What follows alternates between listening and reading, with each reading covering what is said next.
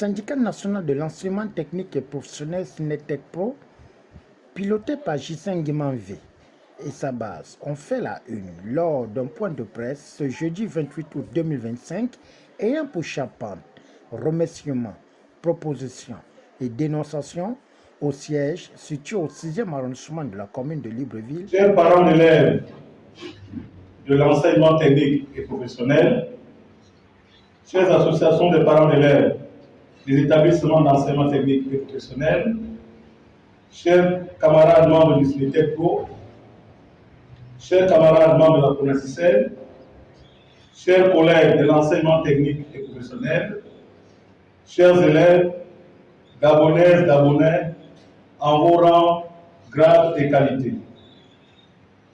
En ce début de notre point de presse, nous, syndicat de l'enseignement technique et professionnel SNETEC Pro, souhaitons rendre un vibrant hommage aux enseignants de l'enseignement technique et professionnel pour les sacrifices qu'ils consentent chaque jour en faveur du bien-être des élèves dans nos salles de classe, nos ateliers et nos laboratoires, et ce, malgré le manque criard de matériel de travail, démontrant ainsi leur engagement indéfectible à porter notre offre d'enseignement vers le haut à travers la formation de l'élite technique. Une fois de plus, ce sacrifice est illustré par les résultats obtenus à nos différents examens des sessions 2025. Chers camarades, chers enseignants, il est vrai que nous accomplissons noblement notre sacerdoce, mais il y a certaines situations que nous ne devons plus tolérer en ce début d'année scolaire 2025-2026 et à l'ère de la 5e République. Concernant les structures de formation, plusieurs complexes scolaires de l'enseignement général ont vu le jour, d'autres sont également en construction, tandis que le dernier lycée technique conçu au Gabon remonte à 15 ans, n'étant pas achevé. Les rares établissements que nous avons s'étendent aussi à l'enseignement général sous prétexte de polyvalence. Une polyvalence très mal appliquée au Gabon. C'est le cas des lycées techniques de Bikele et de Gamba. Ainsi, ce qui a été prévu pour l'enseignement technique et professionnel se trouve aujourd'hui à l'étroit.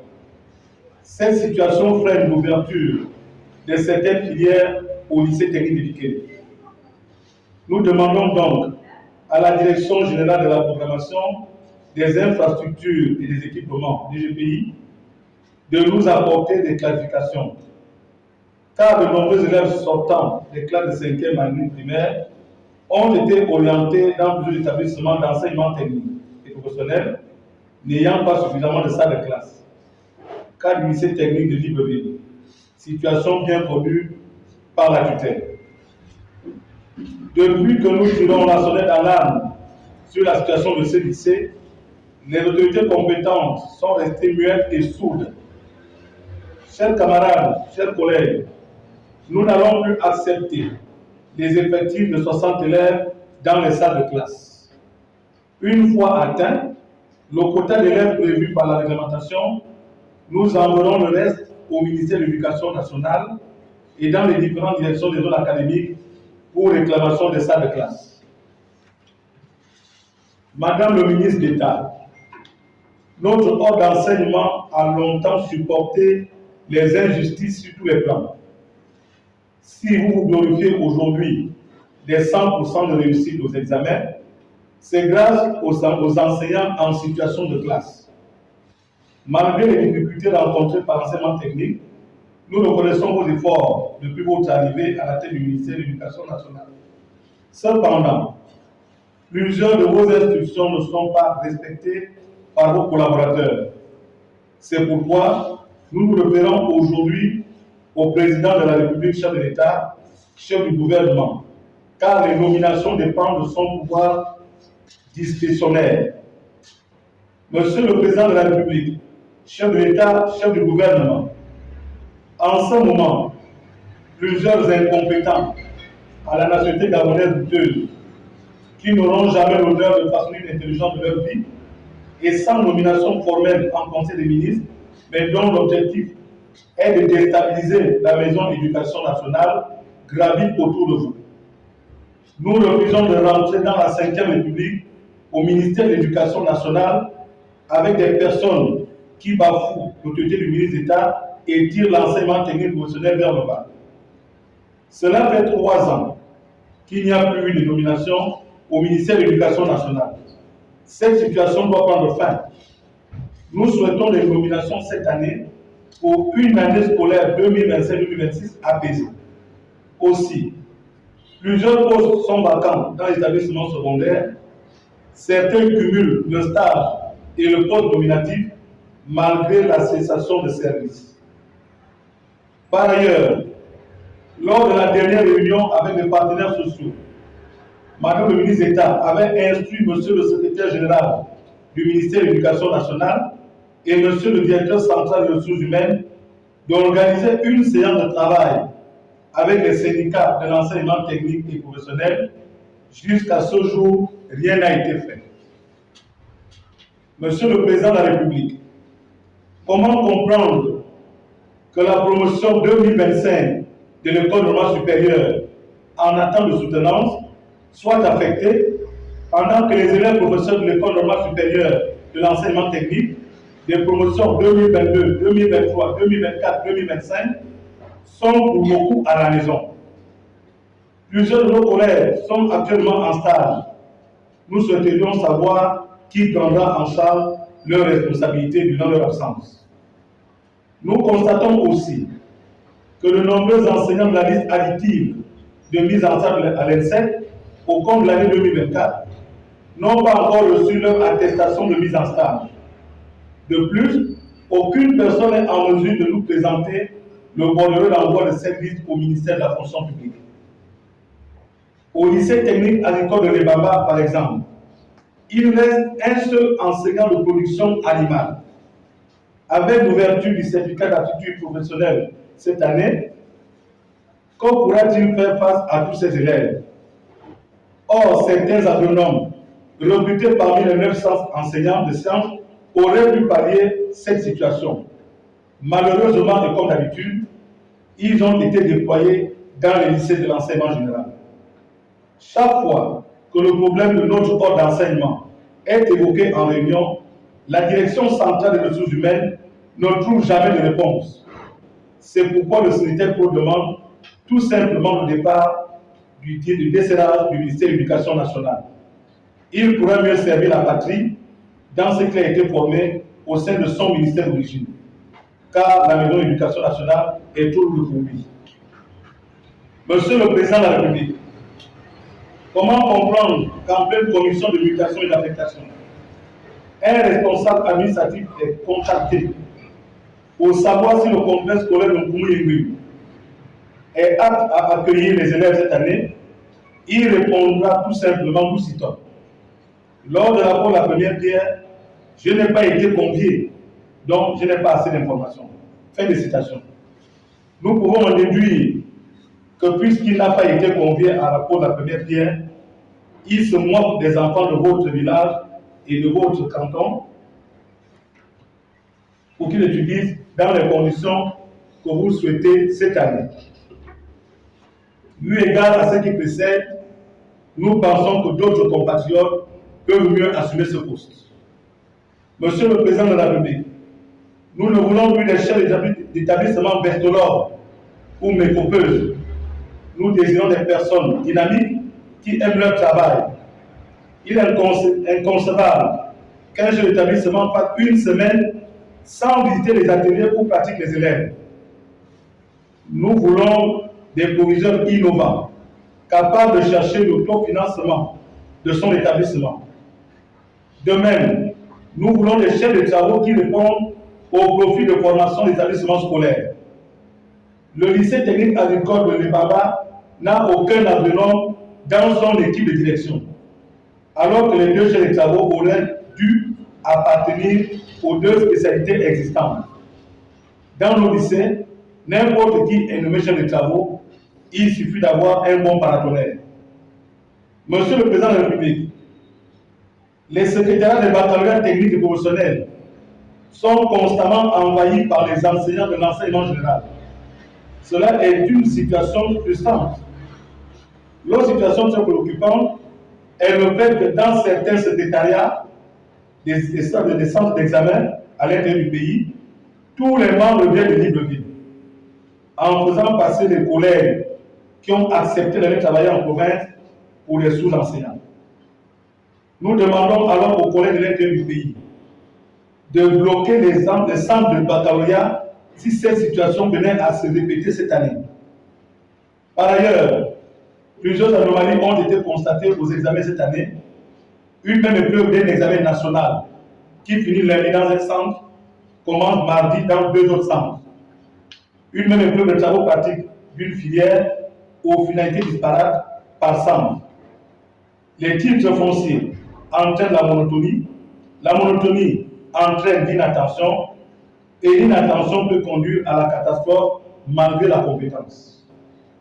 Monsieur le Président de la République, chef de l'État, chef du gouvernement, depuis des années, nous réclamons des programmes d'enseignement sur certaines filières, mais cette demande tombe dans les oreilles de sourds. L'inspection de la pédagogie nationale ne s'occupe que de l'enseignement général. Nos filières et nos spécialités ont plusieurs matières et il est difficile de tout maîtriser. Nous souhaitons que l'inspection générale des services se rassure que les administrateurs qu'elle envoie aux examens ont d'abord enseigné ces matières lorsqu'ils étaient à la crèche.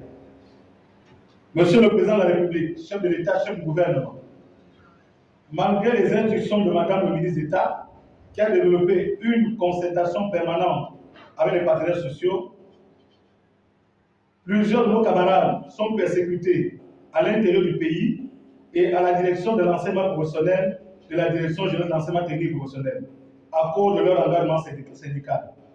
C'est le cas des camarades Ivungu Mamou Doris à Port-Gentil et Moussavou Eugène à Nona Makita. Ils ont fait disparaître la convocation du camarade Moussavou au baccalauréat à la direction de la zone académique Ngounié Nyanga. Tout simplement parce que le secrétaire de la Nyanga était allé présenter les civilités au gouverneur de la ville province. Nous profitons de l'occasion pour saluer l'esprit patriotique des gouverneurs de l'Ogooué-Maritime, de l'Angounié et du Wellington, des délégués spéciaux des communes de Lebamba et Port-Gentil, le commandant de brigade et le préfet de la commune de Lebamba, qui ont toujours laissé leurs portes ouvertes à notre syndicat. Monsieur le Président de la République, chef de l'État, chef du gouvernement, comment comptez-vous bâtir le pays avec un enseignement technique au rabais? Nous avons besoin de la construction des complexes scolaires de l'enseignement technique professionnel, allant du certificat d'aptitude professionnelle au brevet des techniciens supérieurs. Nous ne voulons pas d'ouverture dans la saturation de l'existant. Vous avez visité les établissements d'enseignement général.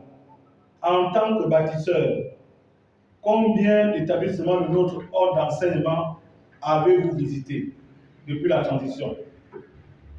Nous voulons des équipements dans nos lycées.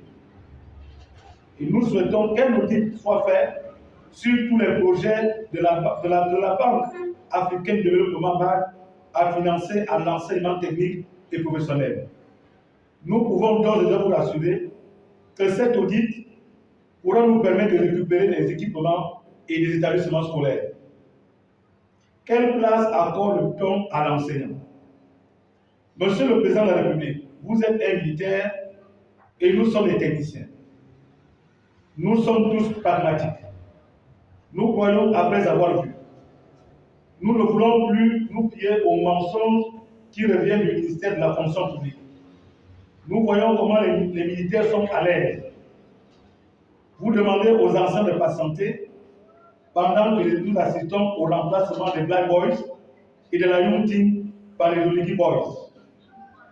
Nous voulons seulement ce qui nous revient de droit, c'est-à-dire le paiement de la personne, la régularisation de nos situations administratives avec effet sol et le paiement des vacations après service fait. La prime d'éloignement que vous avez promis le 23 mars 2025 aux enseignants qui ont accepté d'aller servir la patrie dans ses confins demeurent introuvables dans leur bulletin de solde. Monsieur le Président de la République, les fonctionnaires les plus endettés sont les enseignants. Nous sommes asphyxiés par les crédits normaux, les emprunts avec intérêt, les crédits de rentrée scolaire. Si vous nous payez nos vacations en ce moment, cela soulagerait plusieurs familles au lieu d'aller encore s'étrangler avec un crédit de rentrée scolaire. Nous souhaitons que vos instructions obligent le ministre d'État en charge de l'économie et du budget de nous payer les vacations au mois de septembre. Chers camarades, chers enseignants, le temps pour 2023, les militaires nous ont montré un bon exemple en nous libérant du joug du pouvoir déchu. À nous de suivre cet exemple et de le mettre en pratique. Le ministère de l'Éducation nationale n'est qu'un ministère utilisateur. Nous devons mener des actions libératrices de nos situations administratives avec effet solde au ministère de l'économie et du budget et au ministère de la fonction publique. Chers camarades, chers collègues, ce n'est pas en syndiquant chez nous ou derrière les claviers de nos smartphones que nous allons atteindre notre sommet de la félicité. Mais c'est par les efforts de mobilisation comme nous l'ont montré nos vaillants soldats. Après avoir respecté les dispositions prévues par le législateur, préparons-nous à revendiquer dignement ce qui nous revient de droit au ministère de l'économie et du budget et au ministère de la fonction publique. De la gloire à la décision, nous vaincrons. Nous vous remercions. Aide sociale des enseignants et soutien indéfectible de la vision du numéro 1 du Gabon, Brice Clotaire Oligui-Nguema.